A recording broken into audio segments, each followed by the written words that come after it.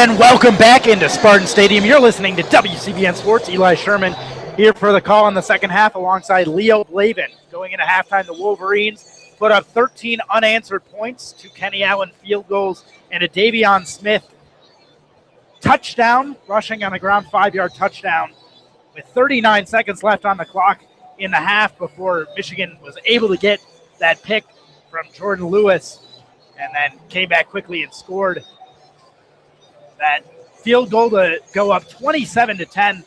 Leo, your thoughts on the first half and how this game will change as we move into the second half with Michigan starting on offense? Offensively, similar to their first road game against Rutgers, they struggled to get going on that first drive. Obviously, it didn't take a few drives to score. They ended it with a touchdown. But Spade at times has looked shaky through the air, but he's had plenty of time to give the offensive line a ton of credit for their protection. And I think this worked out as well as Michigan have hoped for. It looked like they were going to go into the locker room leading 14, getting the ball back, a very New England Patriots-esque. You defer, you score to close out the half, and then you score to start the second half. Michigan has a chance to do that. Fortunate for the bad play by Tyler O'Connor to close out the first half for Michigan State, throws that interception to Jordan Lewis, then Michigan closes with a field goal. All the momentum squarely in favor of the Wolverines. And now is a question of how much longer do the Spartans stay in it before you start to see guys quit, because that has been an issue for them all season, is guys just losing their focus, their composure, and frankly quitting. And with perhaps a lack of focus, if Michigan State is unable to keep this game in check, perhaps more extracurriculars on the way. We saw several flags for unsportsmanlike conduct on both sides of this game in the first half. And it's always been a chippy contest between these two teams. Jordan Lewis and J.U. Chesson back deep to receive for the Wolverines. Jordan Lewis lets that one sail way over his head, lands about 6 inches off the end line and bounces out of bounds for a touchback. Michigan will start from their own 25-yard line. And you're talking about Will Spate on the day, 9-14, 158 yards. It seemed like he played significantly better in that second quarter. Perhaps the throwing into the wind is an easier adjustment for him to make. It's easier to put more mustard on the ball than it is to take some off and try and keep the wind from carrying the ball too far downfield. And it's worth mentioning, he really hasn't been asked to do a whole lot yet, either in this game. He hasn't needed to. And leading 17, it doesn't look like it's going to be a game where he's going to have to win a shootout. Ty Isaac, the tailback. 1st and 10, Spate from under center. Toss play to Isaac running left. Gets a little bit of a hole. Now checks up. Gets about 3 yards on first down.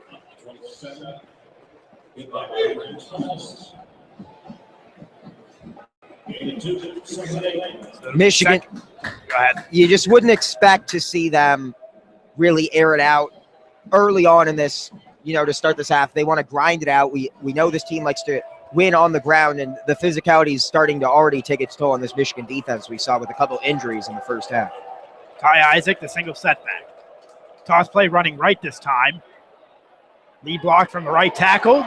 Gets away from a block and then cuts upfield across the 33-yard line and out of bounds right there. Great patience there by Isaac. He had Mason Cole, his center, pulling out his lead blocker, and he was just looking for a guy to hit. No green shirts in the area. Really, the only thing Cole did there was impede the progress of his running back, but always a good sign when there's 2 white shirts out in space and one of them has the football. 3rd and 1 for the Wolverines from the 34-yard line. Chris Evans comes into the game. Collett Hill in the offset eye. Spate fakes the give to Evans, rolling left, looking out wide.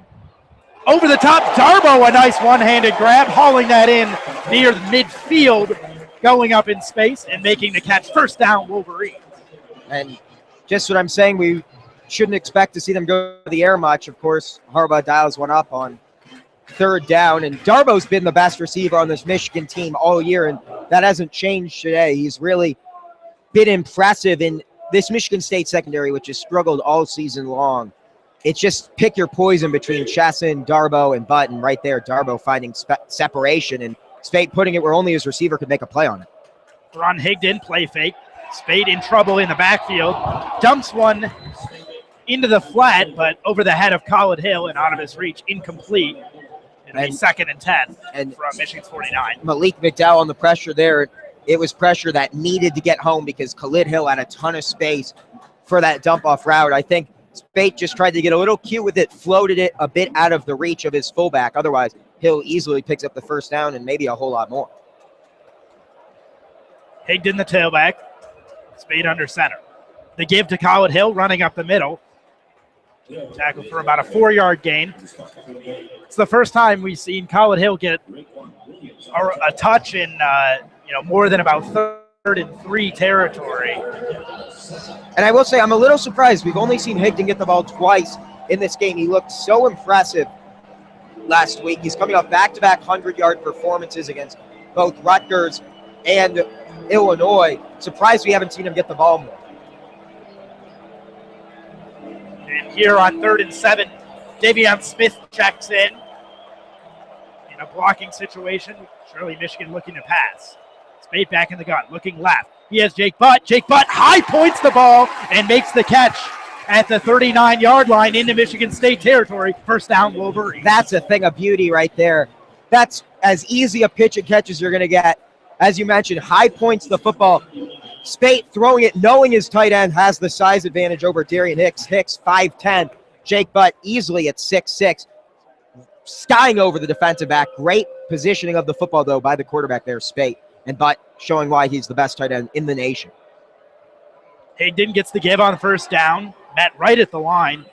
Coming across Riley Bulla to make the tackle. Great tackle there by Bulla in open spaces. There was a big hole that Bulla had to come down quickly from his Mike linebacker position and fill it up, and gets to the feet of Higdon, who is so shifty but tends to go down a bit easily on first contact. Bulla making the big play there to prevent a huge gain, because when Higdon's in space, we know how dangerous he can be. 2nd and 8, Michigan State 37-yard line.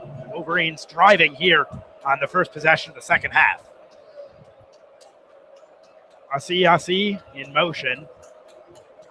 Play fake to Higdon. Looking downfield is Spate. Now cutting back and throwing for Higdon. Picked off. Coming the other way. That's Darian Hicks. Down the sideline. Pushed out of bounds at the 38-yard line. Milton Spate, his first interception in several weeks. And now Michigan State has an opportunity to swing the momentum in their favor. And that was just the start this Spartan defense needed.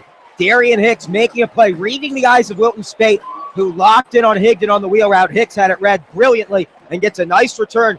Michigan State now threatening to climb their way back into this game, and that's a great start for the Spartan defense on Spate's 3rd interception of the year. Really the first bad play we've seen Spate make in this game, and we'll see if it ends up costing Michigan on the scoreboard. Darian Hicks was finally pushed out of bounds by the center, Mason Cole, at the 33-yard line. And that's where Tyler O'Connor will get things started for Michigan State. Hands off to LJ Scott running left. Met in the backfield by Ben Getty and pushed to the edge. Last year, Michigan with Desmond Morgan, they didn't have the speed at that linebacker position that Don Brown's defense, which obviously this is first year, but DJ Durkin's defense even a year ago. You need a speedy linebacker against some of these talented Big Ten running backs and wide receivers when they run it out to the edge. Getty chased down LJ Scott from the Mike linebacker position, something you almost never see from a linebacker. Just great speed there by Getty. Michigan State in the I formation, man in motion. Jet sweep coming the other way, toss play to Corley, breaks a tackle, brought down at the 9-yard line by Delano Hill. And a great seal block there. Coming out on the pull was the right guard, Brian Allen. He was a preseason All-American for a reason, the really best lineman on this Michigan State front five. And he was out there pulling, leading a great block for the freshman Corley, who showed great vision to cut it back inside rather than going outside on that reverse. And now goal to go for the Spartan offense, making things look easy against this Michigan defense. The Spartans had a solid drive to get this game kicked off. First possession of the game in that first quarter, and now driving here, their first possession of the third quarter. Wolverines stacking the box, all 11 men in the box. High snap for O'Connor, looking for a pitch, met at the line, and brought down by Delano Hill. Nice job to seal the edge and cut off that pitch lane. Yeah, great angle of attack there for the safety Hill. With his ears pinned backwards, looking to hit somebody. as you said, took away the angle. O'Connor had no choice but to keep it himself, and then Hill delivers the boom. Maybe O'Connor's going to rethink next time he decides to tuck it and run to the outside. 2nd and goal from the 8. O'Connor in the shotgun. LJ Scott to his left. 2 to his right. High snap again. LJ Scott gets the give. Met at the 10-yard line and brought down for a 1-yard gain. Who else but Jabril Peppers? Yeah, they actually dropped him for a 2-yard loss, and Peppers hasn't had the same production over the past few weeks. They've been using him more on offense, on offense, and defense have been avoiding him. But with that speed, it's hard to avoid him for so long, and he gets another tackle for loss. Really has been the difference maker on both sides of the ball in this game, and there's a Wolverine down. Looks like it is Jabril Peppers. Now back up. Was just taking a knee real quick. And because they stopped play, I believe he has to go off the field for a play. Michigan State fans booing. They'll let him stay on the field. I'm surprised. I think that's a missed opportunity. I guess they didn't stop the clock for him. Maybe a gear malfunction as well on the helmet. So 3rd and goal from the 9. Spartan needs to convert here. In the gun.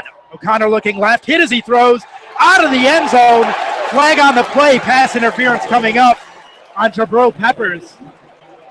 Touchy call there. Looked like it might have been out of the reach of the intended receiver. Yeah, he had RJ Shelton. He had Shelton out in the flat. Peppers, that's not a foot race. He should be losing. It just he never turned around in coverage.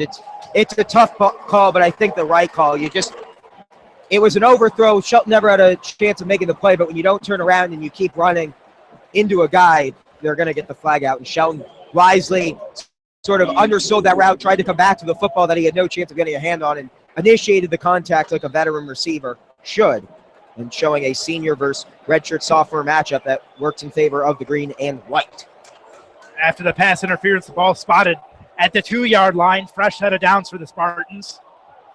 Michigan jumps across the line, no call on offsides, and then Mike McCray meets LJ Scott at the 3-yard line. He impedes the forward progress for a 1-yard loss. And we've seen how difficult Scott can be to take down at the goal line. If you remember the game against Iowa, the Big Ten championship last year, where it looked like the Hawkeyes defense had him stopped at the goal line and he just kept the legs moving.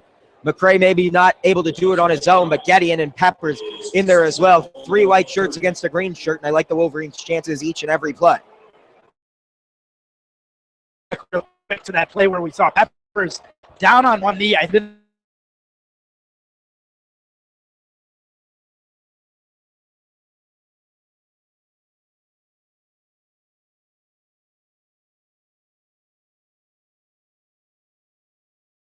down for a 1-yard gain.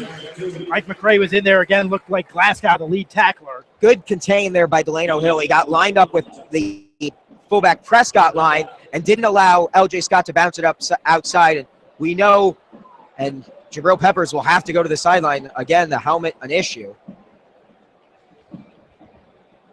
And that brings in Noah Furbush in his stead.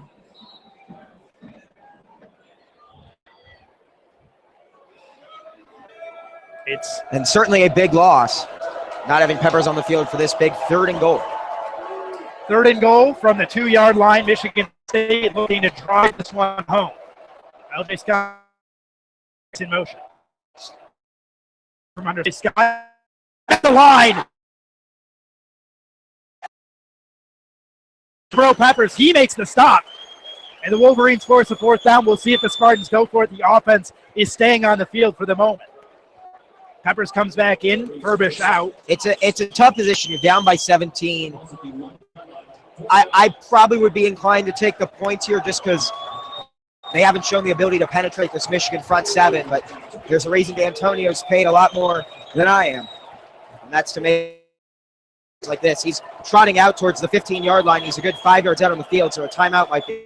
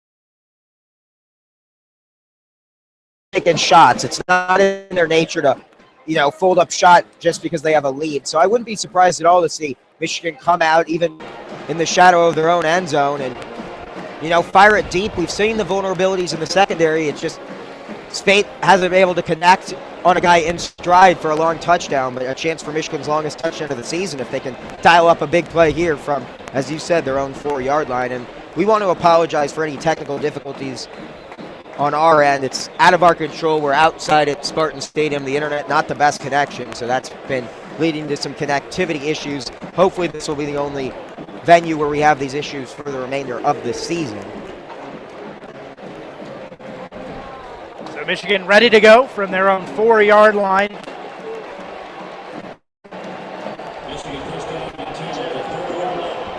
Michigan State's defense urging the crowd to get back into this game.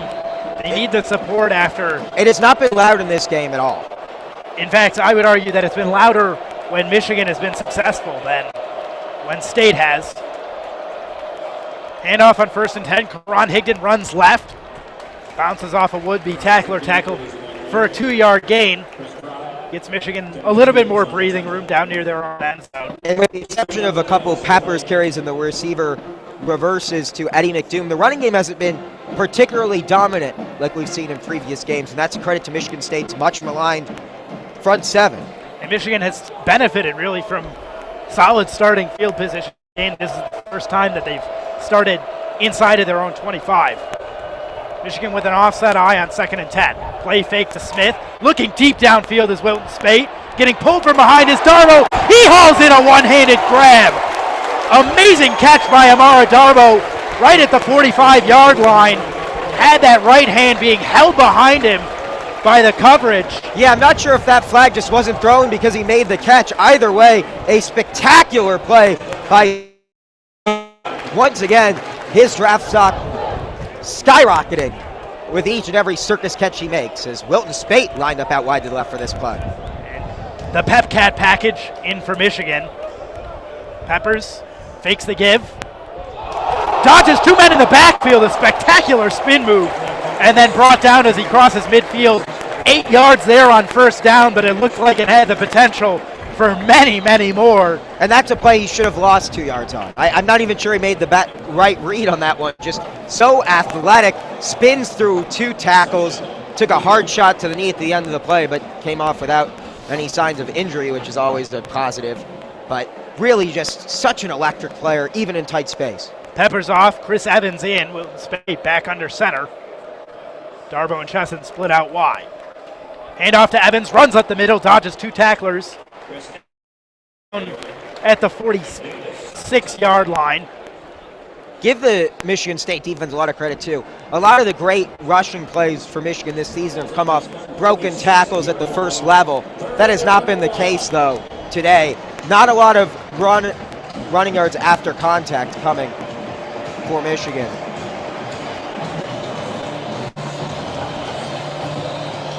Third and 1 from the 46-yard line. They have about half a yard that they need to gain. Hand off to Colin Hill. He gets enough. The fullback dive is successful once again for this Michigan offense. And that's just unstoppable. Kalis simply falling to the turf, taking his counterpart from Michigan State with him. And Malik McDowell able to penetrate, but they ran it to the right of him, and Hill, just with that body size, simply falling forward from the line of scrimmage, as you pointed out, was enough to pick it up. He didn't get a lot of movement up front, but he got enough just to lower the shoulders a little bit forward. Now a really interesting play set as Peppers is going to split out wide to the left. Spate from the shotgun. Play fake to Smith. Screen pass to Peppers. He's met in the backfield and brought down with authority by Demetrius Cooper. First negative play we've seen in a long time for Jabril Peppers from scrimmage. And a little bit of jawing after the play as well. Michigan getting perhaps a bit too focused on Peppers as Cooper easily had that run read. And anytime Peppers goes out on that field when Michigan's on offense, he's going to get attention. And it's getting more difficult each and every game to disguise what they're going to do when he's out on the field. Peppers goes off. He's certainly not a player who blends in with the regular flow of the game. Tyrone Wheatley on the left side, Colin Hill on the right side of the line. Toss play to the strong side. Karan Higdon, quick speed, upfield, tackled from behind as he crosses the 35-yard line. Nice speed there from Higdon to pick up the first down. Tackle made by Grace Hill. Some positive blocking up ahead for Higdon, who's probably the fastest player in terms of the running back stable for Michigan. Even, I would say, quicker than Chris Evans, especially in terms of that quick speed, that burst play. Perhaps Evans' flatline speed is a bit quicker, but Higdon's so shifty and really quick in his movements and jump cuts. Higdon remains in the game, the single tailback. Handoff, cuts up the middle. Through the A-gap, brought down from behind by Riley Bulla. Picks up a solid 5 yards there on first down. And Hicks and Shetson getting into it after the play. And as Michigan continues to ground and pound and frustrate the Spartan defense, wouldn't expect the chippiness to decrease at all, but we see it right there again, the shiftiness I'm talking about. One little jump cut in the backfield takes that from a gain of 2 to a gain of 6. Michigan content to let this clock continue to tick down. We have 2:25 remaining here in the third quarter. This has been a very long drive. Handoff to Davion Smith, met in the backfield and brought down for a loss. Tyrick Thompson, the tackler for Michigan State. And so it looks like he did get back to the line of scrimmage, so it will be 3rd and 4. Yeah, and Tyrick Thompson, a guy who had to come in as a linebacker, a more speedy linebacker, to try to counter some of the speed Michigan's been utilizing with Jabril Peppers as the quarterback, as well as some wide receiver reverses. Big third down here for the Spartan defense. Spade under center, Poggi was in motion, looking to throw across the flat to Jake Butt. He's met right at the line of scrimmage, but he dodges the tackler and gets upfield. The referee is going to say that he stepped out of bounds. I think Jim Harbaugh might have a disagreement with that. They have him a good 3 yards short.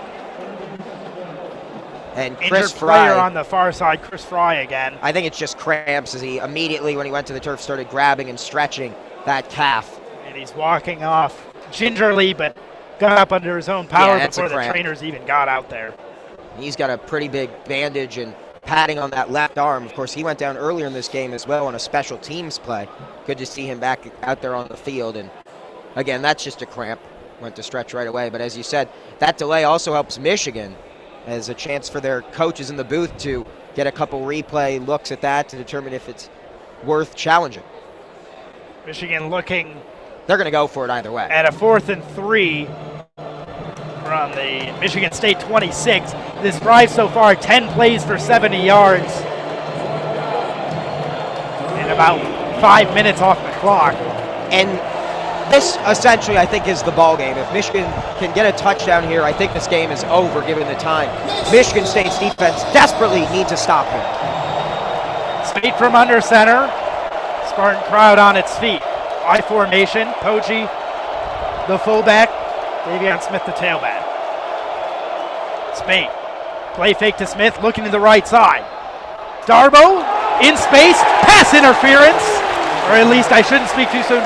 Presumably pass interference as the yellow flag lands on the field. Yeah, when you tackle a guy in coverage and the football's still 3 yards from getting to him, that's about as easy a call as you're going to make. Darboh continuing to cause problems for Darian Hicks.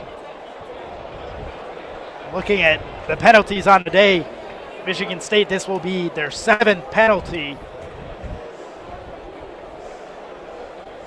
And sometimes penalties are just bad play. This is Michigan just being a problem, though, especially Michigan State's secondary has struggled all year in coverage, and Amara Darboh is going to get the better of almost any defensive back he lines up across from. This play, no different. And a 15-yard penalty puts the ball at the 11-yard line. And that's and 10 Wolverines. Pretty easy play call and a good throw by Spade to draw that flag, because if that flag didn't come, he had Darboh. Michigan State now 7 penalties on the day, 57 yards. Smith gets the ball on first down, barrels forward across the 10-yard line. Progress stopped at about the 8. It'll be 2nd and 6 from the 7. Clock ticking down, 41 seconds left on the clock. Here in the third quarter, the Wolverines have really dominated offensively. Just the one mistake from Wilton Spate here in the third quarter. Other than that, a whole boatload of possession. And the defense stood strong when they needed to down at the other end of the field. Right now, the Wolverines looking to punch it in before the end of the quarter. Jabril Peppers in as the pep back. Handoff to Davion Smith. Check that. Kept the ball, brought down in the backfield. And he should have handed that one off. He sees the end zone, and you can't fault him. He wants to boost that Heisman resume, and the fact that Michigan keeps him in there in these goal line situations indicates they're all on the same page. But that was one he definitely should have given because Michigan State was playing for the keep. So that's going to do it for the third quarter. A quick one of play, a very quick one here in East Lansing. The this Wolverines game is flying. It's 2.5 hours in. We are racing. And these two teams are doing everything they can to keep the TV people from having an opportunity to slow it down. We saw in that first quarter, Michigan State had a 7.5-minute drive to start the game, and then from there, basically every single possible stoppage they could, the TV took a timeout. In any case, the Wolverines, heading to the fourth quarter, lead 27-10 as there's an on-field kicking competition. A man was kicking to try and win a new car. No, not even I don't know what Buick had to do with it. It was a trip to this year's Michigan State bowl game. I didn't even catch that. I wasn't listening. Yeah. I just assumed there's a car on the field. There's advertisements all over the board. It was only a 25-yard kick, so I assumed that a field or a car on the line seemed a bit much. But I mean, it was for a trip to the bowl game.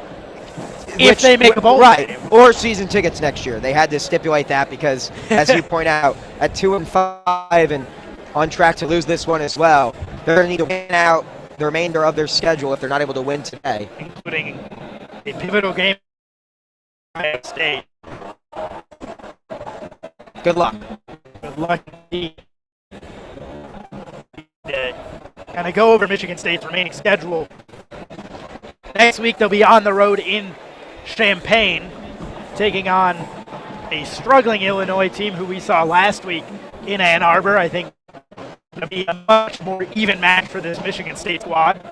That said, Michigan State, has struggled throughout this season, so it's no telling who they'll find a way to lose to, be it Lovie Smith in the Fighting Illini or giving up 54 points to Northwestern here in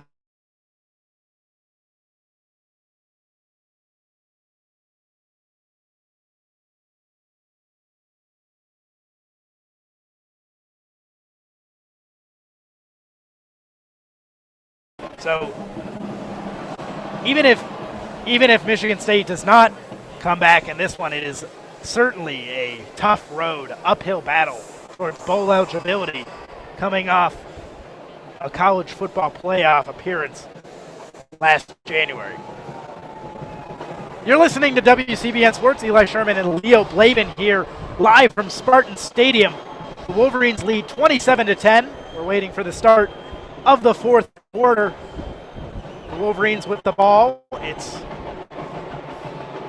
3rd and 11 from the 12-yard line, looking to score and essentially put this one to rest. Wolverines looking for revenge after a very, very tough defeat at home last season, looking to improve to 8-0 and continue their quest for not only a Big Ten championship,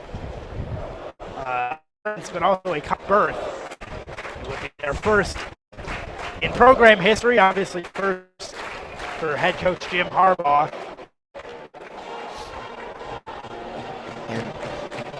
They are clearing one more hurdle today. They're well on their way to an 8-0 start.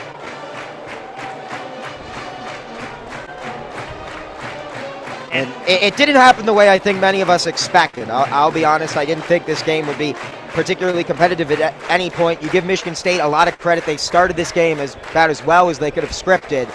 It just ultimately, you're seeing the discrepancy in talent.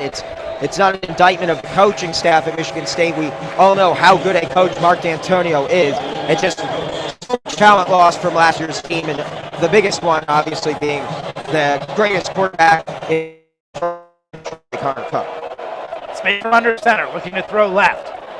He has Chesson wide open, off his hands, 2 flags down on the field. And this might be offensive pass interference. I was going to say, J.U. Chesson had a big bit of space, and it is indeed, looks like Darbo, the man, getting called for it. Yeah, Darbo. As he brought down 2 men and held them up, gave Chesson the space. Chesson wasn't catching the ball anyways. Disappointing, too, because as you mentioned, Chesson was wide open. Obviously, with the flag coming, it doesn't matter, but that's a throw Spade has to make, too, because there was no real threat, no reason to not get it close to Chesson there.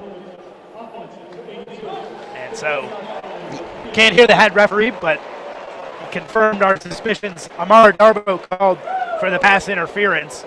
Michigan pushed back and to the 27-yard line. It'll be 3rd and 26 from there. You know, I suppose they could pick up a first down. The biggest thing here is they get another field goal test, though. That too. Pushing them back 15 yards. Michigan no longer in comfortable field goal range. Michigan does have the wind at their back for Kenny Allen, who, you know, we saw him struggle earlier on this season, hasn't had a real hard attempt yet. Spade looking deep downfield. Instead, he has Chesson across the middle. Even if Chesson had caught it, he would have been tackled at the original line of scrimmage. And so that brings up 4th down. Harbaugh wants pass interference. Yeah, and I thought Grayson Miller got there early, the safety over the top. It was a slow developing play, and I do think he got to Chesson a beat or two too quickly, but it's so close there. And the fact that he was behind him, Chesson still probably could make that catch, even with the contact, and it's tough to get the flag there. And now we'll see how much Kenny Allen's confidence is back. Kenny Allen from the right hash, a 45-yarder. Kick is up. Kick is good. Kenny Allen tacks on a field goal, his longest of the year. And Michigan moves up to a 20-point lead, 30-10 on top of the Spartans here in East Lansing. 14:42 remaining in this game in Michigan. Well, a touchdown certainly would have done more to seal it. Going up 20 with less than a quarter to play. Moved very well for the second-ranked Wolverines. And this is a dangerous position now for this Michigan State offense, because now the defense for Michigan can play a little more freely. We saw them playing a bit tense this game, rightfully so. Michigan State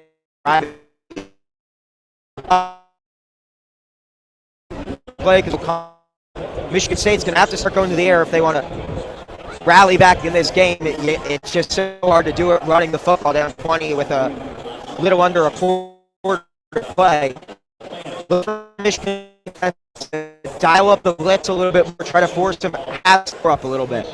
Michigan State, certainly the player of the day so far for them. LJ Scott, 20 touches, 92 yards on the ground, and 6. You'd have to think that perhaps if they're going to find success here and try and cut into this 20-point deficit, they're going to have to rely on LJ Scott, because right now Tyler O'Connor isn't cutting it. He's 4.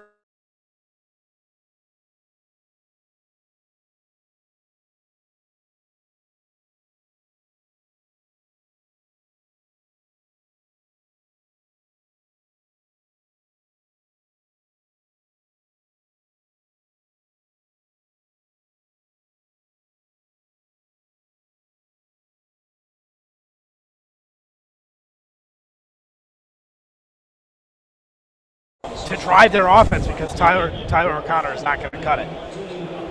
And Scott's been up to the task, just as I was mentioning earlier.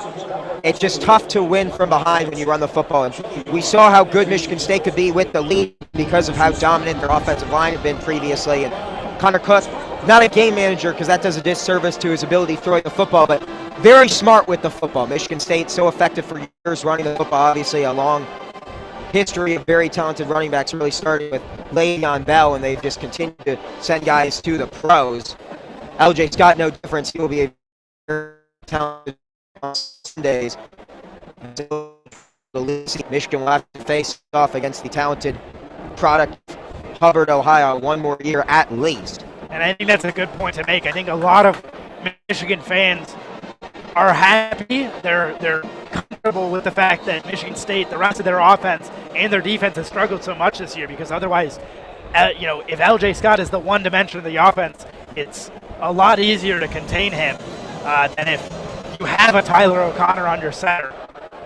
And at the end of the first quarter, or at the end of the first half, LJ Scott had 96 yards on the ground.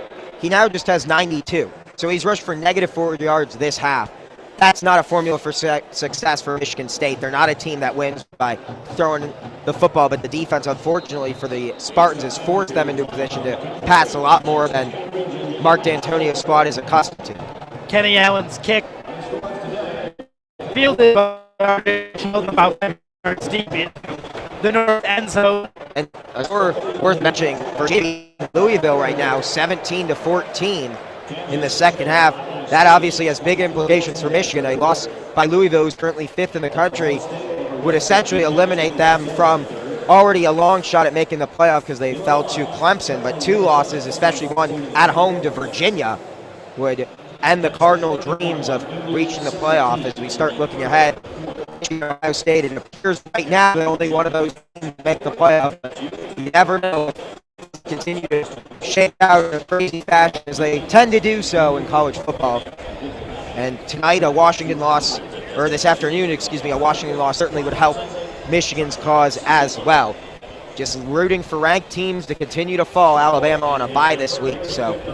And I think for those 2 teams, it would take more than just a Louisville loss here or Washington's loss there. It would take a lot of help for both Michigan and Ohio State to end up in the college football playoff.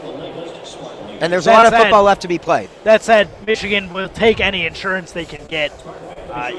Even if Michigan does end up at 11-0 playing Ohio State in Columbus, they have to win that game, and then more importantly, they have to be able to beat Wisconsin or Nebraska in the Big Ten championship, and it's kind of a proverbial discussion of how difficult it is to the team for the second time in a year. And if Wisconsin's able to knock off Nebraska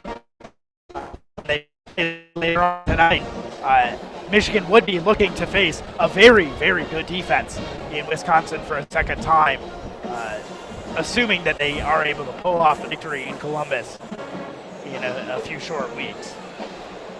Just waiting on the TV to get things going. I will say I got a question the TV for you. timeouts have seemed particularly long today. Not only have there been a lot of them, but it seems like they go an extra minute or 2. I got to get this question in before the break. Is Michigan State's campus significantly larger acreage-wise? Looking from our vantage point, it just looks massive compared to at least Michigan Central. So one thing to point out is that you're seeing also buildings that are in town. Over here to the north and then further to the south. But also, when you count North Campus and South Campus in Michigan's acreage, Michigan's just enormous because they stretch for 5 miles from end to end. Right. New quarterback. LJ Scott gets the handoff.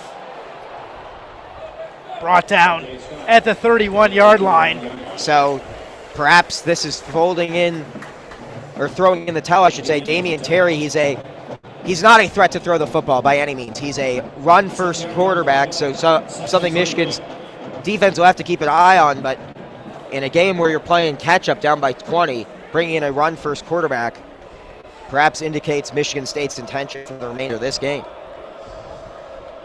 Terry in the shotgun, running right, looking for a pitch. Cuts upfield around a man. Mike McCray brings him down after he gains the first down.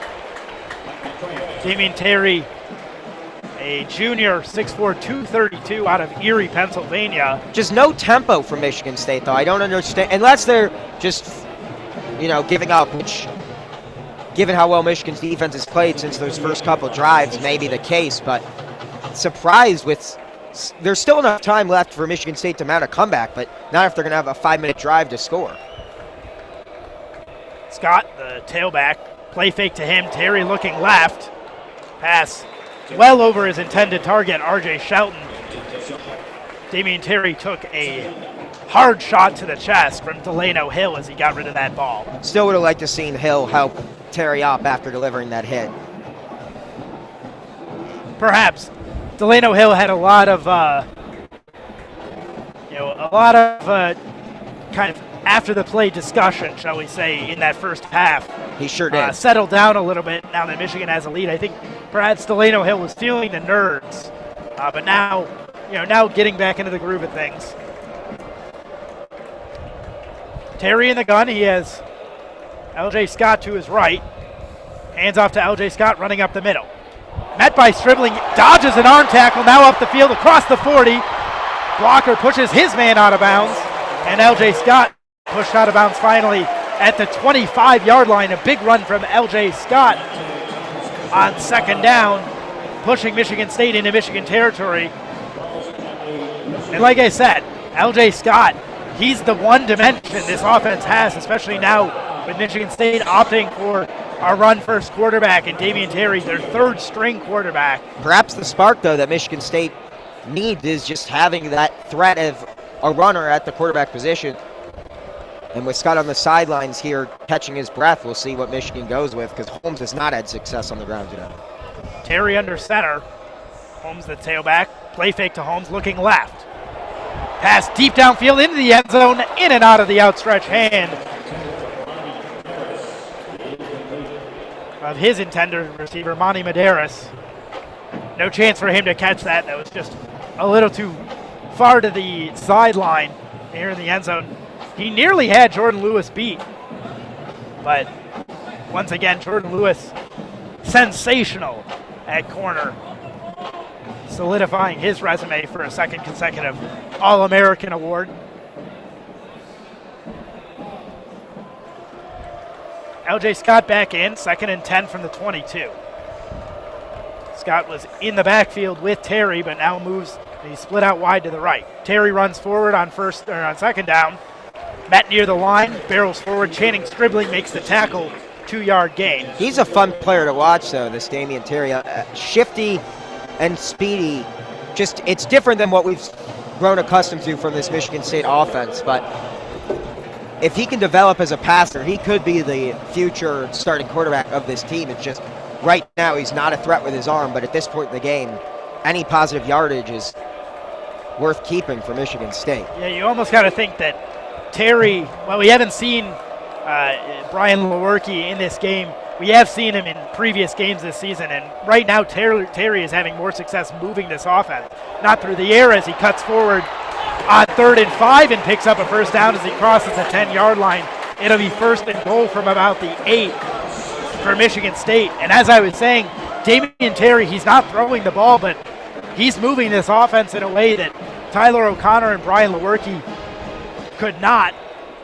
And with 12 minutes left, this game is hardly out of reach for Michigan State, but they've got to capitalize on the progress they've made this drive. They cannot settle for a field goal. They need a touchdown here. It's 4-down territory without a doubt. Michigan State gets to the line with 20 seconds left on the play clock, and then they hold and get an audible from the sideline.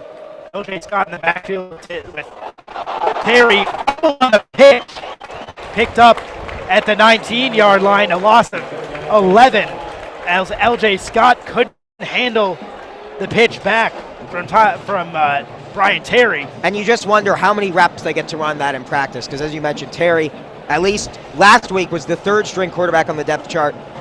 That's such a time those top reads, and the pitch just behind Scott and a bit too forceful on it, and Scott making the heads-up and game-saving play, because a turnover here would absolutely seal this one with a bow for the Maize and Blue. And Terry, he is no sunshine from Remember the Titans. Can't make that pitch. Terry looking left. Pass way short. Not sure what was wrong there. He wasn't really pressured. Terry kneeling down. Yeah, I don't think he was hit. I think that's just a frustration kneel, but let's take another look. Yeah, he no had plenty of time. That's why I said, and I'll reemphasize that point, he is a run-first quarterback, to be sure. Run first and run second by the looks of it. 3rd and goal from the 17. Michigan State really does need a touchdown here. A field goal obviously would help cut into the lead, but it doesn't turn this from a 3-score game into a 2-score game. Terry looking left. Now looking right. The pass is off. over the hands of Josiah Price. Terry took a hard hit as he let that ball go. He's rolling around down there on the ground at the 30-yard line. Yeah, if you drop to back to pass, you're going to pay against this Michigan defensive line at some point or another. And unfortunately there for Terry, held on to that football a bit too long. He did get rid of it at the last second, but he paid for it as well. And worth mentioning just how good Michigan secondary has been today. There's not one receiver on the Michigan State offense that has made a reception in this game. It's been the two tight ends, Price and Lyles, and then LJ Scott out of the backfield. But Michigan's secondary has absolutely shut down the Michigan State receiving game, which does have a lot of talent. RJ Shelton might be the best slot receiver in the country, or not in the country, I should say, but at the very least in the Big Ten. And certainly Donnie Corley has shown a lot of skill. Even as a true freshman, he will be a difference maker for years to come. One of the few in-state guys Michigan has lost a recruiting battle to Michigan State for. Malik McDowell, of course, being another one. And McDowell has been a relative non-factor in this game. Terry, helped up by the training staff after a solid minute on the ground, looked to be in good spirits. Seems to be okay. Michigan State likely going with Michael Geiger again for a field goal attempt.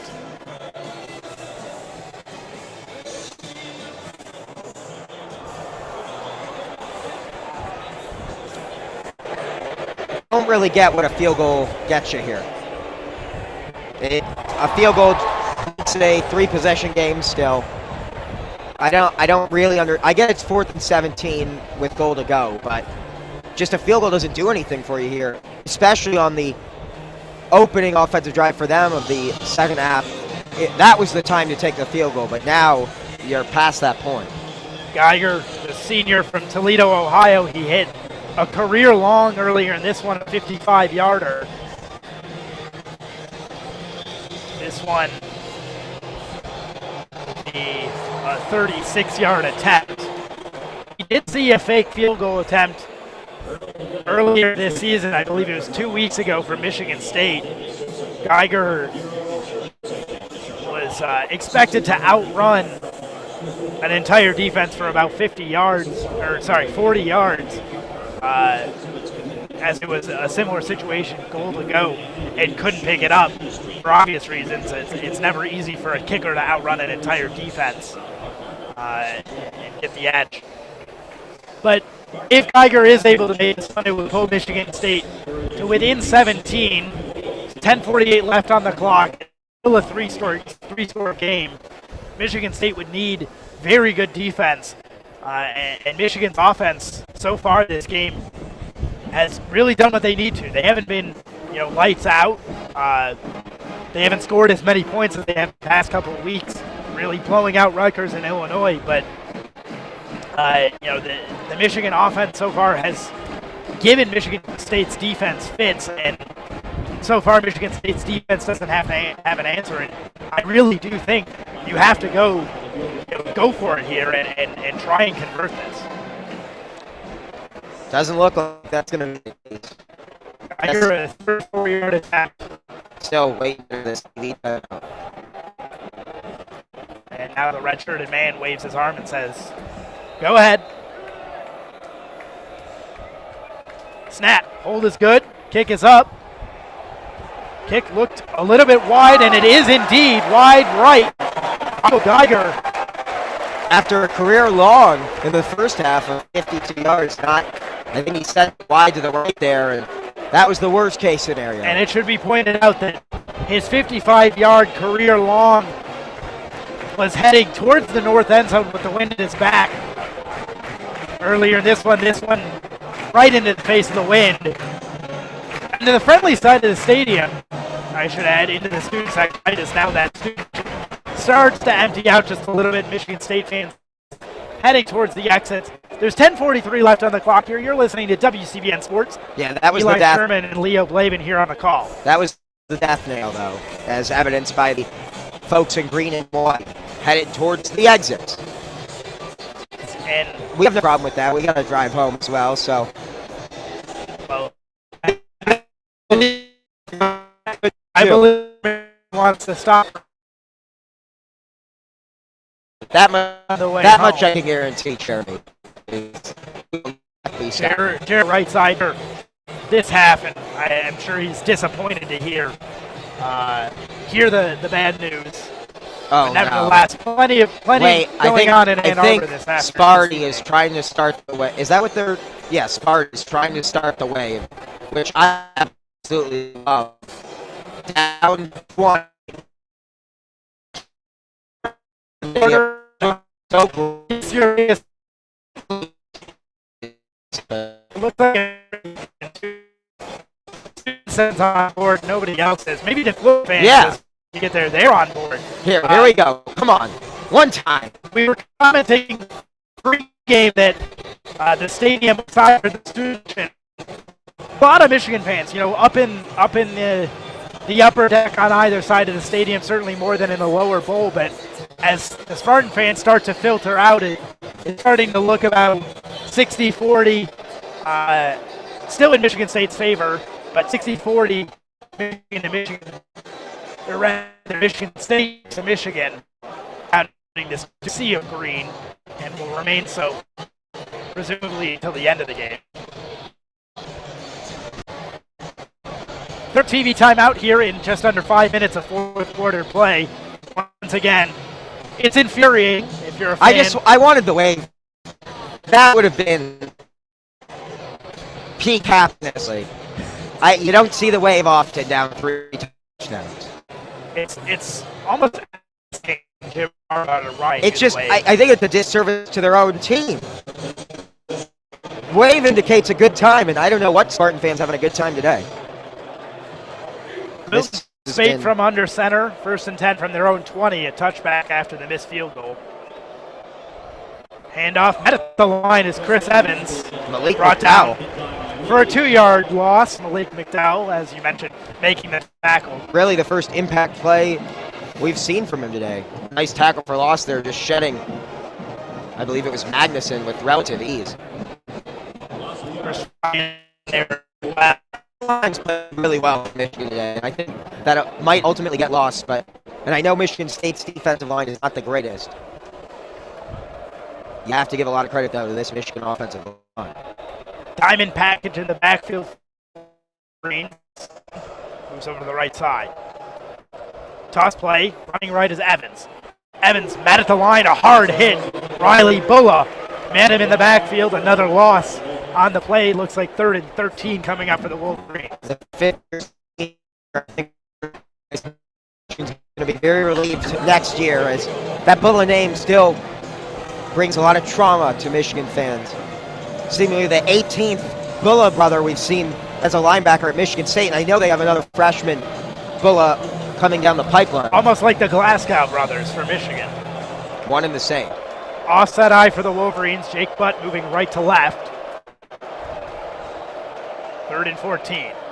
Play fake to Smith, looking deep down the left side. Spade had plenty of time. Darboh tripped up, diving and laying out. Towels down and hurt. Again, great pocket, all the time in the world for Spade, but this is one guy who cannot afford an injury. Obviously, the NFL draft stock is the main concern for McDowell at this point. He's not playing for a championship anymore, so you certainly hope he's all right. Didn't quite get to finish the play call. Diving and laying out to try and make the interception was Donnie Corley. Unfortunate for Darboh getting tripped up, but I don't think he would have gotten there either, as he had more or less been beat by Donnie Corley downfield. Corley, of course, the wide receiver, 5-star recruit for Michigan State, and they're playing him at safety now. We saw him in warm-ups at number 29, indicating a potential switch to defense.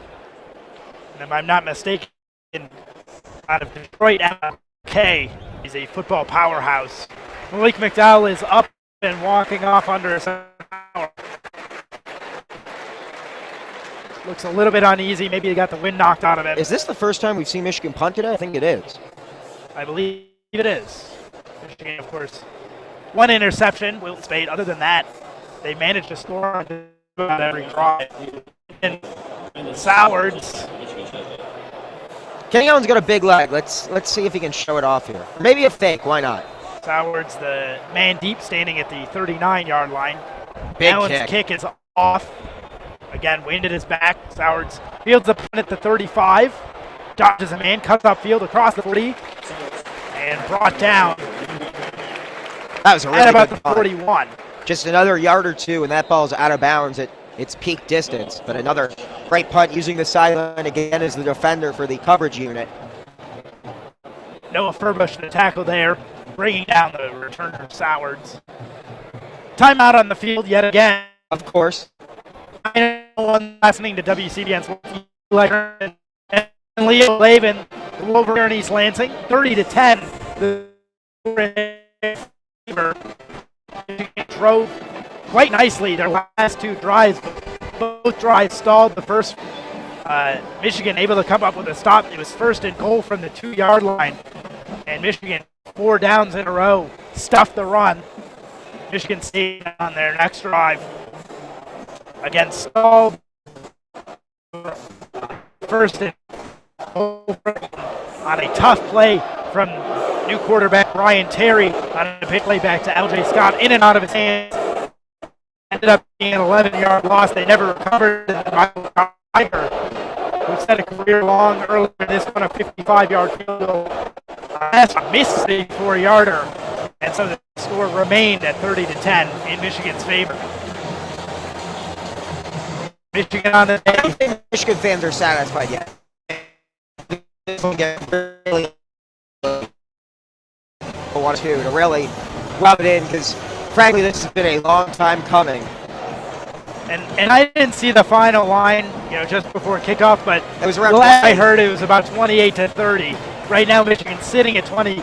There's a lot of Michigan fans that bet on Michigan to absolutely blow out Michigan State.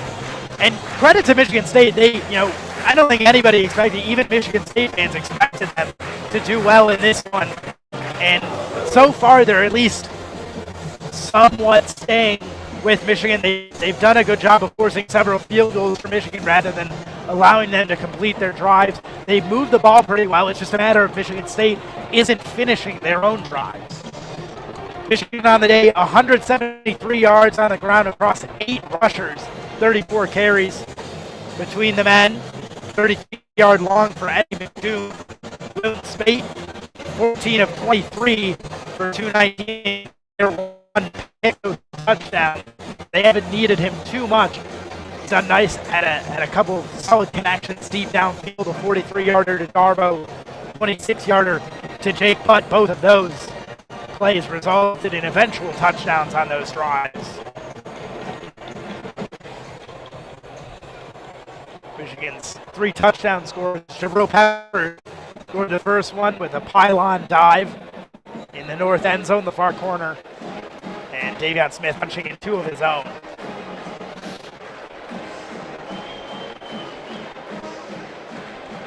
And we're ready to go here. Michigan State starts from their own 41-yard line, solid field position. And Lewerke in at quarterback now. Surprising given the way that Michigan State moved the ball there on their last drive. Lewerke looking to pass on first down. Down the field, trying to undercut the route and unable to, was Channing Stribling. Just got jumped over by Donnie Corley. Stribling nearly had that ball picked off, but Corley kind of jumped over him and almost interfered with the play, almost offensive pass interference. Ball falls incomplete. 2nd and 10. Still great coverage, though, once again, by Channing Stribling. And both him and Jordan Lewis, probably the best game I can recall the 2 of them having at the same time. Again, no wide receiver from Michigan State has caught a football today with just under 9 minutes to go in the 4th quarter. That is insane. Jordan Lewis, 1 interception on the day. Fumbled snap, rolled off the ground. Lewerke picks it up, nearly picked off by Jabril Peppers. Not sure where that pass was intended. There was nobody wearing green even remotely in the area. But Lewerke had to rush the pass. After the fumbled snap, Michigan was in hot pursuit. Matt Coden in the backfield. I mean, that was a good 6 yards behind his intended target, and Peppers was beat by Shelton on that inside route. Just unfortunately for Peppers, he was just too close to the receivers. That was throwing another 2 yards even behind Peppers. Not sure what Lewerke was looking at there. Now whistle down on the field. Previous play under further review, perhaps. He was down when he picked up the football, I guess. That's the only thing I can think of. Or potentially grounding call, but it looks like the ball got past the line of scrimmage. I don't think you can review for a penalty, though. I know that you review but to overrule yeah, his knee was down. His knee was down. He recovered the fumble, so that will go down as a sack. In any case, I believe. In any case, going back to your point about Jordan Lewis and Channing Stribling, I would argue they had a better game collectively against Wisconsin, where Channing Stribling had two route undercuts for interceptions, and then Jordan Lewis had that spectacular game-sealing interception. High pointing it with that one-handed catch, Odell Beckham type. Right now, Michigan State's 3 quarterbacks are combined 4 for 16. That is as dominant a coverage performance as you could ask for. True. 25% completion hard to argue percentage. with the numbers. Not but ideal. I will say three interceptions between your two All-American level corners is very impressive. And Michigan State's got talent at the receiver position. Again, Corley is just a freshman, but he's extremely skilled. And R.J. Shelton is a very good receiver who came in with 35 receptions. He's been shut out today. And it's the tough defense for Michigan State that they don't have a quarterback to really run the offense in the air. And let's be very clear too. Michigan's defense. Yeah, he was down. Michigan's defense is very aware of what's at stake. They know what the stats are. They know what they're about to accomplish, and they will be very disappointed, either Lewis or Stribling, if either one breaks and gives up a reception, regardless of the length. Even a screen pass, I don't think they'd be satisfied at this point.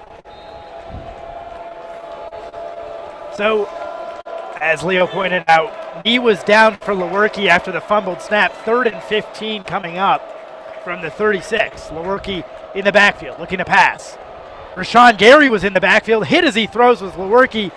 Pass out wide, Josiah Price getting underneath it to make the catch. Picks up about 10 yards. It'll be 4th and 5 from the 45. Yeah, no need to punt here. Very good catch from Price. I don't know if he caught that, actually. Looking at the replay, it is iffy whether or not he caught it, and also there was Harbaugh will challenge it. Hold on. There was certainly a hold, I want to point out, on Rashawn Gary. Yeah, Harbaugh. It's reviewed. Harbaugh didn't challenge it, but it looked, especially that ball popped up to his hands for him to signal that catch, that it was, in fact, the opposite. So a lot of questionable things going on in that play from the refereeing perspective. A surefire hold on Rashawn Gary, who nearly would have come up with his first sack of the day, which you got to imagine that's going to fire up the Michigan sideline rather. And looking at the replay, Josiah Price, there's no way that he got his hands under that ball successfully without it touching the ground first. I think this one's going to get overturned. And that might warrant the punt team to come out as well. Michigan State would be looking. I don't think Michigan State wants to get the score run up on them. That's a good point. At their own house. And at some point, I understand playing to win the game, but they're not 8 minutes to go. Giving Michigan a 30, Michigan State giving Michigan the ball back at their opposing 35-yard line would be inviting another touchdown. Chance of Go Blue being shared by Michigan fans across the two upper decks here at Spartan Stadium. No Michigan State fans drowning that out. Normally expect the road fans to get drowned out by some sort of chant, but it seems that in addition to the team giving up, so too have the Michigan State fans. Just about as much maize here in the stands now as there is green and white.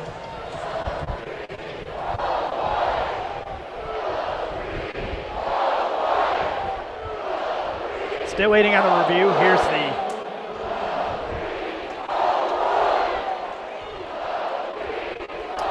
and it appears that catch. Yeah, they are calling it a catch. We don't have the ref mic hookup the field here today. The call stands, so inconclusive. So the offense comes back out. Fourth down, Michigan, they can stop them. We'll get the ball in Spartan territory. Because I'm not satisfied yet either. I want them to score more. Leo, always the objective broadcaster here on the road in East Lansing. Ryan Lewerke in the shotgun on 4th and 5. Chaco Charlton deep into the backfield. He wanted to hold. Now a pass deep downfield. High pointed and caught by R.J. Shelton at the 20-yard line. A big pickup there on 4th and 5. And Michigan State has a first down in the red zone. And it looked like Lewis got lost in coverage there. Single high safety, DeMonte Thomas. But Shelton just all sorts of time once Lewerke rolled out. Fires a throw. At that point in the game, you just throw it and hope a receiver can make a play. Pass down the sideline. Catch made by Monte Medeiros. Touchdown Michigan State. Couple of quick plays after a very, very suspect review by this refereeing squad. They never showed a good angle on that Josiah Price catch here on the scoreboard. You got to imagine that's because the people here at home know that it wasn't a catch, but nevertheless, Michigan State able to convert the drive 2 plays later for a touchdown. And I mean, it's a two-score game. And just when it looked like they were dead in the water, some life from the Spartan offense. And, you know, they have all 3 timeouts. They certainly have 2 possessions left in this game if they can get a stop. But give Michigan State credit, they're hanging around. Score 30-17 after Michigan State tacks on the PAT. We to kick perhaps a little bit too early to go for an onside kick. Yeah, definitely. But we've seen Mark D'Antonio do some gutsy things over the years here in East Lansing. Right. Most notable perhaps that fake field goal attempt in overtime against Notre Dame a couple of years ago. Anyone who thought this rivalry was going to swing clearly in favor of Michigan with today's performance, I think has to be disappointed, because that really hasn't been the case. I think Michigan State fans are going to be happy with this result, even if they lose it, just because of how well their team has played and how close they've kept it against, again, the number 2 team in the country. Just good teams find ways to win games, and Michigan's doing that today, but at the same time, Michigan State showing why they've been so good for so long in this rivalry game. They just play the best they can when their opposition is in maize and blue. Just a good football game for Michigan State. Even in the face of defeat, it appears at least. 7:31 left to go here in the 4th quarter. You're listening to WCBN Sports live from Spartan Stadium on the campus of Michigan State University in East Lansing, Michigan. I'm Eli Sherman. I'm alongside Leo Blavin for the call here for this noon kick. The Wolverines lead 30-17. They'll be getting the ball back as soon as this TV timeout concludes.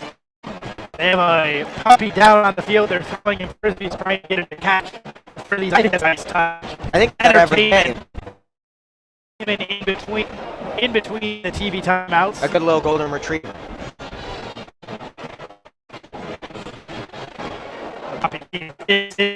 Already not so much luck. Yeah, not having too much catching the frisbees in the wind here.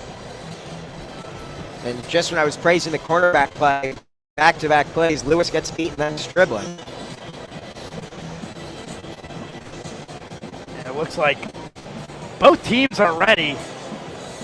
Mark D'Antonio staring down, glaring down, I should say, at the man in the red shirt, the coordinator for the TV broadcast, saying, come on already, we want to play football. Can't blame him. Michigan State now 189 yards on the ground, 98 in the air, 287 total. Michigan 173 on the ground, 219 in the air for 392 overall. It feels like these commercial breaks have been well past. I think they're only supposed to be 2.5 minutes or something like that, and these have felt like 5 minutes. Trying to get their money, corporate America. ESPN notoriously, though, the worst in terms of commercial breaks. I suppose that's the trade-off you make. If you're a fan wanting to watch at home, what are you going to do? It's the choice of either sitting through commercials or not seeing the game. Well, with us, you get the best of both worlds. Michigan State set to kick off. Couldn't agree with you more. Except, of course, when the home squad's internet Wi-Fi is less than ideal. Yeah, less than effective. Wind in the face of Michigan State as they kick the ball off. Jordan Lewis fields it at the 5-yard line. Plenty of room to run. Met at the 15-yard line, though. Nice kick coverage there. Yeah, and Michigan State's special teams have been pretty. Obviously, the missed field goal is not great, but outside of that, they've done pretty well in this game. So Wolverines going to come back out. They went 3 and out for the first time today on their last drive. We'll see if they're able to turn that around here. You have to imagine that any sort of score would seal the game for the Wolverines. Yeah, honestly, just killing some time off the clock. Michigan a 13-point lead. Offset eye. Play fake. Spate looks left. He has Colin Hill out near the sideline. Cuts across the 20-yard line, tackled out of bounds, or tackled inbounds. Check that. At the 20. 2nd and 8. 7 minutes left on the clock here in East Lansing. The Wolverines looking to eat up that clock. They don't want a repeat of last year with a Michigan State comeback and then that horrific special teams play to end the game. Michigan State sealing the victory.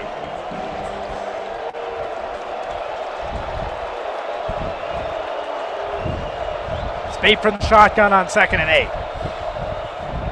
Handoff to Smith. He keeps it himself, cuts right, cuts left, across the 25, tackle made by Josh King. That was just really good discipline, though, by Deontay Cope and the quarterback. They had that play right out and prevented Spate from really a massive gain.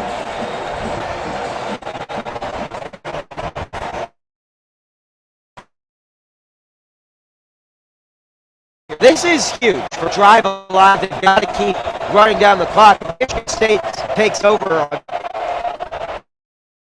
out. That's keeping this game a bit too interesting for my liking. 6 minutes on the clock as Spate snaps the ball. Play fake to Smith. Looking right. Out wide, deep down the right side. Catching the ball and going down at about the 46. And picking up the first down is J.U. Chesson. And just, it's been easy pitches and catches all day. Another bad throw by Spate, but just doing enough to find his target. He underthrew him to the point where he had to sort of sit down and wait. If he hits that guy in stride, Chesson's off to the races, probably for a touchdown. But just throwing the ball in a position where only his receiver could catch it and taking the safe angle on that pass was Spate. And on a critical, Michigan game situation, game sealing here. first, 3rd and 4, it's more important that they get that first down. Couldn't agree more. Karan Higdon gets the handoff on 1st and 10 there. Cut across midfield, brought down at the Michigan State 46. It'll be 2nd and 4. Clock ticking down, 5 minutes left to go. Michigan eating up a solid 35 seconds on each play. They don't have to snap the ball till it's about 4 minutes and 35 seconds left on the clock. Again, 2-score lead for the Wolverines. Every first down inches them that much closer. Spade under center. Taking his time, 9 on the play clock. Asiasi in motion to the left. The give to Higdon. Met at the line, brought down immediately. And timeout by Mark D'Antonio and Michigan State. 4:28 left on the clock. Man making the tackle, Tyreek Thompson at the line. So 3rd down and 3. Michigan State's got to get the stop. Michigan, I would assume, would elect to punt if they're held without a gain. pin Michigan State deep, and then obviously 2 scores, and you need the onside kick as well. Michigan. But, and I don't like second guessing, but I did say when Michigan State got the interception to start the second half, you take the field goal. And obviously they missed another one anyway, but this really easily could be a 1-score game if you take 2 chip shot field goals, one that Geiger almost certainly should have made. And I think Michigan fans would be a lot more nervous. And the Wolverines certainly know how a score can be misleading when you miss field goals if you see that Wisconsin game. But really, Michigan State's 2 field goals away from, and 2 field goals they've had the opportunity to make in this game from this being a 1-score Furthermore, Michigan State had a first and goal from the 2 and a first and goal from the 8, and those 2 drives resulted in no points. If they convert both of those drives, they have a 1-point lead, and Michigan is the one that's on there.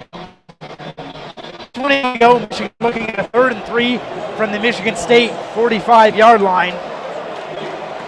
Shane Morris checks into the game under center, potentially going for a block. Chris Evans in motion. And Smith is at the line, looking like a face mask there as his helmet is ripped off. Malik McDowell.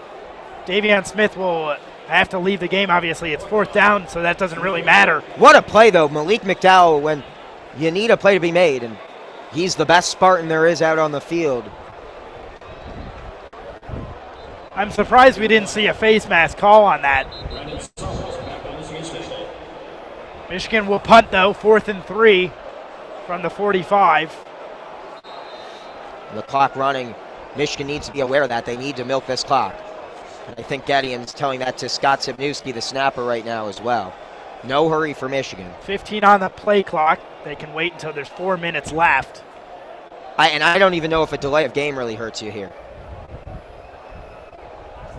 5 on the play clock. They snap it.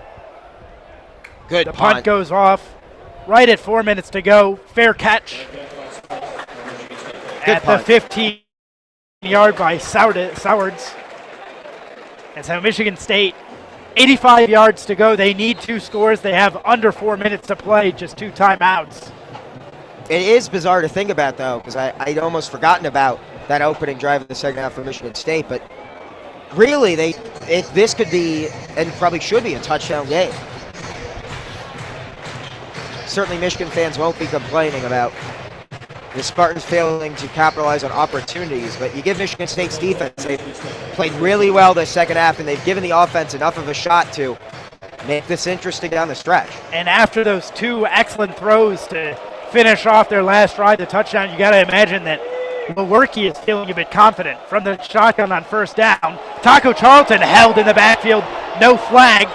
Looking right, dodges Mike McCray. Lewerke in motion, now has a lot of space upfield across the 35, tackled at the 39. Every Michigan fan in the building is looking for a hold. Surprised there's no call. He got tackled in the backfield. And Taco Charlton did. Not a lot of reason to, or not a lot of time to be worried about missed calls at this point in the game. Michigan State looking to drive. Lewerke, quick snap, pump fake, looking right. Nobody downfield. Throws it out of bounds. Channing Stribling taken down there, slow to get back to his feet, but now looks all right. Incomplete pass. Taco Charlton is absolutely dominating. I believe that's Cody Kilo. So after the incomplete pass, the clock stops. 2nd and 10 from the 39, 3:32 to go. Lewerke went to the sideline to get a play call from his offensive coordinator, Jim Pullman. Correction, Cole Chewins, the left tackle that Charlton's been having a field day with. Lewerke in the gun. Yes. Gerald Holmes to his right. Looking to throw left.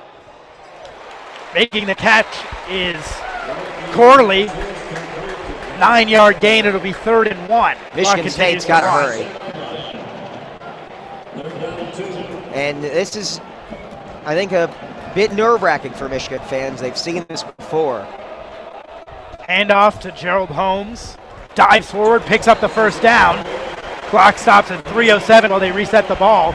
Michigan State does still need 2 scores. Down 13, 3:07. on the clock. We've seen Spartan magic before. You do wonder if the doubt is starting to creep into the minds of the Michigan defense. Lewerke from the gun. Looks right, pump fake, now running left. Mo Hurst in pursuit. Cuts upfield, out of bounds, picks up 6 yards. Could have been a late hit there. Ben Gettingen got lit up on the sideline, but got to have your head on a swivel as a linebacker. He didn't there, and he paid the price for it. A big hit and no flag coming, much to the chagrin of some Michigan fans in attendance. The referee swallowing the whistle down the line here. Letting these players finish it on their own. 2:45 on the clock. Quick throw right. He has R.J. Shelton. R.J. Shelton dodges a man, dodges another, cuts upfield across the 20 and out of bounds there. 2:40 on the clock. Michigan State 1st and 10 from the 19-yard line. This is nail-biting time. No. Ball spotted at the 18. Lewerke in the gun. Holmes to his right. Looking left to throw. Throw across the middle. Deep downfield. Out of the reach of Donnie Corley. Corley wanted a flag. Yeah, that's just the Lewis patented jersey tug. Seen that too many times to expect a call. Virginia Tech score update. Virginia, excuse me. Much worse. Just went up 1 on Louisville with under 2 minutes to go. We got business to take care of 25 to 24. Lots going on in the college football world. Lewerke from the gun, 2:27 on the clock. 8 on the play clock. He has Holmes to his right. Looking to throw left. Has a man wide open and running out of bounds. He just couldn't keep his feet. Was Jackson. So the clock stops. 3rd and 5 for the Spartans. Obviously a 4-down situation for them. 2:20 on the clock. Oof. Did not expect it to be this close down the stretch.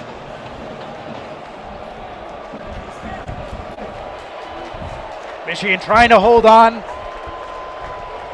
for a victory, first since 2012 against their rival Michigan State Spartans. 2 minutes on the clock. Lewerke looking right. Throws to the end zone. Great coverage by Channing Stribling getting in the way. No hand checking there, just that was good keeping coverage. The inside. Yeah. And that's desperation, him wanting that flag, and you can't fault him. He's a competitor. This is the ball game coming up on this next play, but yeah, Stribling has just as much of a right to the football as Nicholson does there, or Medeiros, excuse me. Just good coverage. Monty Medeiros was the intended target. I'm looking at R.J. Shelton here exclusively if I'm Michigan State though. 4th and 5, this is the game, everybody. 1:53 on the clock. If the Wolverines get a stop, they have it. If the Michigan State Spartans convert, they stay alive. Lewerke looking left. In the backfield, avoids a sack, and then finally brought down. Jabril Peppers, who else? Getting the game-saving sack. And the Wolverines will hold on to win here in East Lansing. Jabril Peppers coming up big with a sack on 4th down deep in their own territory. Brian Lewerke still having trouble getting up. Ankle looks to be he did hurting him there as Jabril Peppers really tangled him up. He did everything in his power, as you're mentioning, just to not go down to the ground. You give him a lot of credit, but you can't have that play. It's 4th down. The game's on the line. You got to at least throw it in the air. So the Wolverines, after Lewerke is helped off the field, he's not putting any weight on that left angle. That's tough to see if you're a Spartan fan, given the amount that their quarterbacks have struggled this season. But nevertheless, the Wolverines will take over the ball, take over possession of the ball at the 1-yard line. 1:36 on the clock. Michigan State has 2 timeouts if Mark D'Antonio wants to try and get the ball back, but it would take a miracle and then some for Michigan State, down 13 here at home. I want to give a lot of credit, though, to this Michigan State team. They, as mentioned, 30-point underdog in some places. They really looked good today. This is not I know their record, they're going to fall to 2-6, but this team's a lot better than I think their record indicates. At least I want to believe that, because they've really given Michigan all they can handle today. Well, this is the most challenged I think we've seen Michigan, save maybe that Colorado game, but Michigan State they could handle. This is, for Michigan, as Karan Higdon gets the ball and dives forward on first down, pick up 7 yards. Time Michigan State, 1:41 on the clock.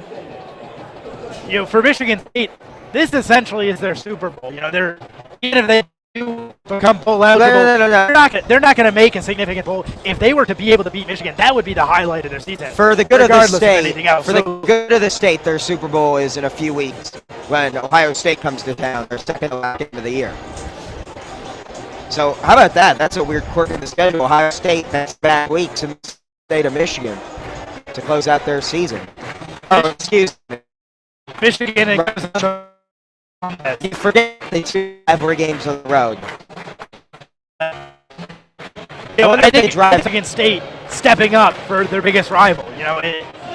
And we'll see where they go from here on out. Maybe this is a demoralizing defeat. Maybe they build off of this because they were 30-point underdogs, and as it stands right now, they would be finishing losing by just 13. 2nd and 4. Michigan with an offset eye. Hand off to Higdon, up the middle, met right there. Brought down maybe a yard. Just squeeze that football tight. That's all Higdon's got to do here. Check that. It looks like he got a lot more than I initially thought. They're going to call it. They give him the first down. A first down. Michigan State takes the timeout. Well, if this is a first down, the game's over. Because that's Michigan State's last time out of the game. So the down marker on the far side, it's 3rd down, indicated first down for a moment. The one on the near side said 3rd down. Now they adjust.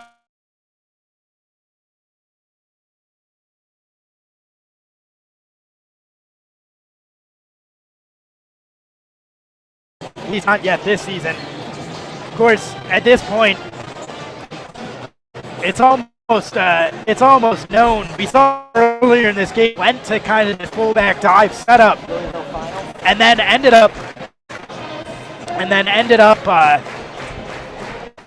the play line and giving a toss play, hit the lead block on that.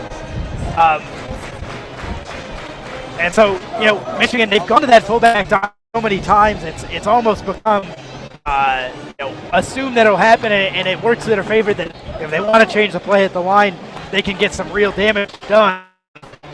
Now using that deception to their benefit. A little bit of confusion on the Michigan sideline. Jim Harbaugh wants a little bit more time. He's going to take a timeout now, so 2nd timeout in a row. Michigan called a first down would do all but end this. Michigan is forced to punt the ball away. Gives Michigan State a little bit of an opportunity. Again, it would be a tall task, down 13 with a minute and a half to go. But nevertheless, a first down would give the Michigan fans that made the trip out here to East Lansing a lot to cheer about. Certainly would. I think both fan bases might leave this game satisfied. I know the expectations here at Michigan State are as high as they've ever been. Realistically, how this season is, I don't know if I expected it to be as competitive as it's been. Both sides just playing really well in this rivalry game. Wilton Spade from under center. 3rd and 1, looking to seal the game. 1 on the clock. Handoff. Met at the line and stopped for no gain. Spade trying to argue from forward progress. He's not going to get that. So Michigan will have to punt the ball back, and Michigan State, if my math is correct, should get the ball back with about 45 seconds to go, needing 2 touchdowns without timeouts. Karan Higdon was the ball carrier. As I mentioned, stop for no gain. Michigan State, no timeouts. It's 4th and 1. Feels much better having to punt with a 2-score lead. I'll say that much. Michigan taking their sweet old time. Jim Harbaugh is standing next to the referee waiting to call a timeout as the play clock drops down 2 and then 1 second. Timeout called. There will be 48 seconds left on the clock. Michigan likely to punt. Yeah, that would give Michigan State about 40 seconds, depending on the length of the punt and the length of the return. 40 seconds for 2 scores. Higdon's pretty adamant that he got that first down. He's yelling at Harbaugh that he was not down, and Michigan may challenge this. I mean, we saw Spate making that same argument. Michigan's got the timeout left if they were so inclined, and obviously a challenge of turning the initial ruling of short with the game for them. So, like no challenge coming up. Michigan get a punt. Kenny Allen, the man set up to punt. Donnie Corley Jr. deep back to return for Michigan State, standing at the 31-yard line on their side of the field. Kenny Allen gets the punt off. Another great punt. High, no fair catch. Nearly tackled back at the 26, and now coming in to finish things off. What a play by Brandon Watson. Excellent special teams play by Brandon Watson, finishing up what J.U. Chesson starting, pushing Donnie Corley back about 10 yards, and then Watson coming in to finish the tackle. And 37 seconds left on the clock. Down 13. To give you a sense of just how good Michigan's secondary is, Brandon Watson, a 4-star recruit that was really impressive this spring, and he doesn't even sniff the field. He'll be a contributor going forward for Michigan, but just a guy right now who's making plays on special teams.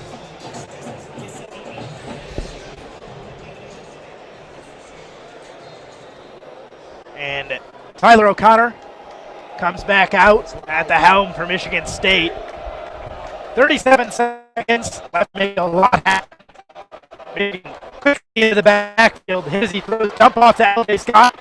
Across the 30, across the 40, across the 50. He has the sideline out of bounds at the 40-yard line of Michigan. Delano Hill eventually forcing him out. Great play design. Yeah, Michigan, you knew they were going to bring pressure.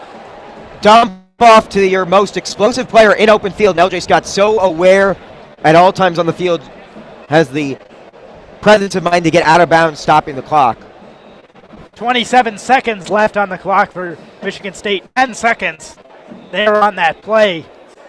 And if you do the math, even if they score here, I think right now it's shots at the end zone. Even if they score here, they would only have about 15 seconds, including needing to get an onside. Mo Hurst was in the backfield, throw deep downfield. Really, really aggressive coverage by Jordan Lewis downfield. He's going to get flagged on that one. And there's another flag, and I think this is going to be roughing the passer as well. So tack on 30 yards, I think, at total penalties.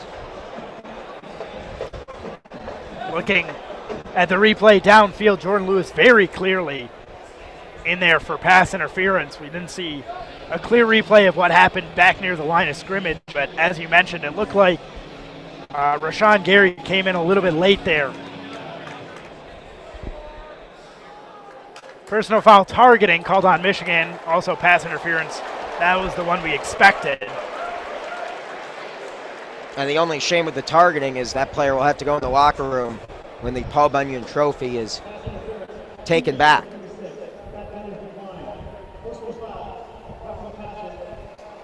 So roughing the passer called, we're hearing from the referee. And they'll review that as well. I believe it was Chris Wormley who may see his day ended with 21 seconds to play. So they gave the signal for targeting in the announcement. They didn't actually say targeting, but again, they are reviewing. The fact that they're reviewing it, yeah.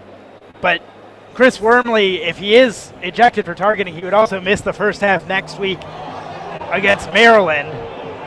Now, it is worth mentioning, on a targeting penalty, they can overturn it. So that's a very important distinction. So if they determine that was just a clean hit, I'm not sure because they ruled it roughing the passer if that's something that can be overturned. But targeting can be overturned. They cannot overturn the roughing the passer. Right. that will stay regardless of the result. Unless they determine that it's roughing the passer because of like I'm just wondering if it's roughing, if it's targeting on the quarterback, it's roughing the passer. So if it's not targeting, can they reverse that? Well, the roughing the passer, I think, is just the late hit. On the quarterback. They showed a brief replay. Now it didn't look like it. Now we'll get a better angle. Yeah, it did look like he led with the head. And as you mentioned, the biggest thing from this is he's suspended for the first half of next week if it is indeed targeting and he is ejected. He will not be able to play the first half next week against Maryland. I think our executive director, Jeremy Parks, is saying he doesn't think it's targeting. But looking at that replay, the head was down. The crown of the helmet is definitely what hit Tyler O'Connor in the face mask. Michigan, of course, if it is targeting, they'll of course appeal this week. That'll of course be denied. But targeting is such a such a crapshoot these days. It's clear that the rule is broken, and we'll hear what the referee says.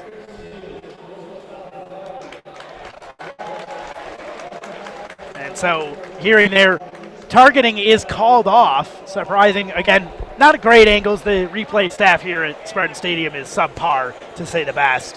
That's a big break, though. But Michigan, of course, does take the 15-yard penalty on roughing the passer. We knew that was going to happen regardless. So Michigan State now on the 25-yard line, 21 seconds to work with. They're down 13, 30-17 in Michigan's favor. Tyler O'Connor in the backfield, Gerald Holmes to his right, looking to throw left. Has his man across the middle. Looked like a bobbled catch, but he hauls it in. That was great coverage, too. Just a better throw and a better catch. Michigan State's got to hurry, though. And now, clock ticking down 16 seconds, 15. O'Connor gets the snap off, quick throw. Unable to make the catch is Donnie Corley Jr. Jordan Lewis in coverage. Yeah, and that's what little chance of desperation there was left. I think that's pretty much all she wrote. They might have a chance to make it look better on the scoreboard, but 9 seconds left, just too much time. As an onside kick, you have to figure takes at least 3 seconds off the clock. But again, you give this Michigan State team a ton of credit. They've played 3 different quarterbacks, which you normally wouldn't associate with a successful offensive day, but they've done a lot better than most teams have done against this Michigan defense. O'Connor from the gun. Looking to make this a respectable score at the least. Throwing left. Out of reach of R.J. Selton. Michigan State wants a flag. They get a flag there.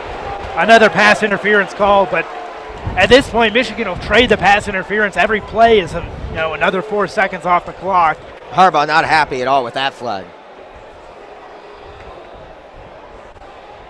But as you said, yeah, at this point, if the clock runs out during regulation, the game's over. So tackle guy in the end zone if you have to. You get one on time down, but that's not going to be enough. And Jordan Lewis called for yet another pass interference. What quickly went from, I would have thought, one of his better games to a bit of a sour finish, I'd say, for these Michigan defensive backs. 5 seconds on the clock for Tyler O'Connor. A score would bring the game to 30-24. Not that that would help too much. Michigan State would need the ball back. Nevertheless, Tyler O'Connor, quick throw into the end zone. Touchdown, Donnie Corley Jr. 1 second on the clock. Again, you look back at those opportunities for field goals. That's really what this game's going to come down to, is a missed field goal, electing to go for it on 4th and goal at the start of the second half. Michigan State really could have won this game, and that, I think, is going to be sobering for the Michigan fans who were drinking the maize and blue Kool-Aid driving into East Lansing this morning. 1 second on the clock. There's no imaginable situation in which Michigan State can get the ball back with any time on the clock. They're going for 2 right now, though. It would make it a 5-point game. Harbaugh takes a timeout. And at this point, Mark D'Antonio is just trying to make sure that this Michigan State team has something to build off of, and force the Michigan squad to remember, that just because this Michigan State team was 2-5 doesn't mean they didn't come to play, doesn't mean they didn't come to fight, because obviously they have, and Michigan hasn't scored since early in this fourth quarter, and really it's been a comeback the whole game. It's a lot like last year's game, just Michigan that much more dominant and able to make it so that it's not a non-issue down the stretch here. But 2 years in a row, Michigan State mounting an impressive comeback against Michigan, their biggest rival in the game that matters most here in East Lansing. But I think this is a reality check for Michigan. I think you saw a team that came in perhaps a bit overconfident. The questions all week were, would Harbaugh go for two? Would he run up the score? This has not looked like a mismatch in any sense of the word. And again, we're 2 field goals away, Michigan State winning this game. I hate to keep bringing up that point, but this was a very good game. So looking at the schedules for these two teams as we wait for this final timeout to conclude, Michigan State, we talked about it earlier, next week they'll be on the road at Illinois, and then finish up the home schedule with Rutgers and then Ohio State at home, and finish things off with Penn State on the road. They're going to have to win them all. They need to win out. Michigan will hold on to win this game 30-24, 25, or 23, depending on this 2-point conversion. But nevertheless, they will have to win out. They'll have to beat Ohio State here at home in order to be bowl eligible. Michigan, on the other hand, home against Maryland, on the road in Iowa City, home against Indiana, and then on the road in Columbus. Pitch play fumbled by Gerald Holmes. Jabril Peppers coming the other way with it. He picked it up. He's going to go all the way. 10-5. Touchdown, sort of, for Jabril Peppers. That'll be worth 2 points. And Michigan will win this one 32-23 as Jabril Peppers adds a mild exclamation point to this victory on the road in East Lansing. Did you see how he finished that one? With the chest extended track sprinter. High leg kick. But like a sprinter, I'll be interested to see his 40 time. God, is he fast. Wow. Makes you feel a little bit better. Jabril Peppers went from about the 20-yard line on the Michigan State side of the field to the end zone in under 10 seconds. Easily. Good Lord. Easily under 10 seconds. Yeah, and some sports center, someone will do a video and, sports science-ify, if you will, that play. I'll be interested to see what his top speed was. Boy, was he chugging along. Wow. In football, they care about the 40 time. In baseball, it's the 60 time. That's an 80. And he ran it as fast as anybody I've seen. In any case, Jabril Peppers, 2 big plays down the stretch here. He had the sack that effectively sealed it on Michigan State's last drive, and then the 2-point conversion, and Michigan fumble gets recovery. 2 points for that. Michigan 2 points there, and so now Michigan State trails by 9. Even if they were to get this onside recovery, it's again a 2-score game. And State has numbers to the left. Onside kick coming up. The thing is, Michigan State has to kick this deep. Yeah, I don't understand. Ball bounces at the 40, out of bounds. Jake Butt had an opportunity to make the play on it. But hey, if you're Michigan, that's actually a positive because this gives them film. This gives them something to work on. You can't advance the football on an onside kick recovery. So I don't understand. Michigan State should have kicked that deep. There was no one back there. Obviously, Michigan State's scoring here doesn't matter. The game's over, even if they got a touchdown on the last play. But you kick that basically into the end zone and give your Spartans a chance to recover it there because you can't score on an onside kick recovery as the kicking team. Again, it doesn't really matter given the 9-point margin anyway, but. So Michigan, just 1 second. Obviously, they're going to take the QB kneel. Spade under center for that one. And just trying to find that Paul Bunyan trophy. He takes the kneel and the Wolverines reclaim. Do you see Peppers just do a backflip? He's excited. He is back on on Michigan State's last critical drive. Delano Hill, Jordan Lewis quickly over to that sideline. They're looking for it.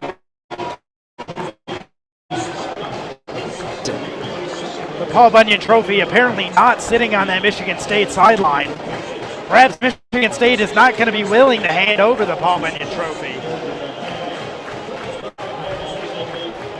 We'll see, something to watch for. But in any case, the Wolverines hold on to win a tight one, tighter than the experts and Vegas thought it would be. But Michigan wins this one 32-23 here in East Lansing. They improve to 8-0 on the season. Michigan State falls to 2-6. They've lost 6 straight, and now they need to win out in order to qualify for a bowl game. Michigan offensively. Enough about this game. Who cares? Michigan was the better team. I think that it is pretty classless for Michigan State to not have the Paul Bunyan Trophy out on the field so Michigan could celebrate with their fans is certainly disappointing.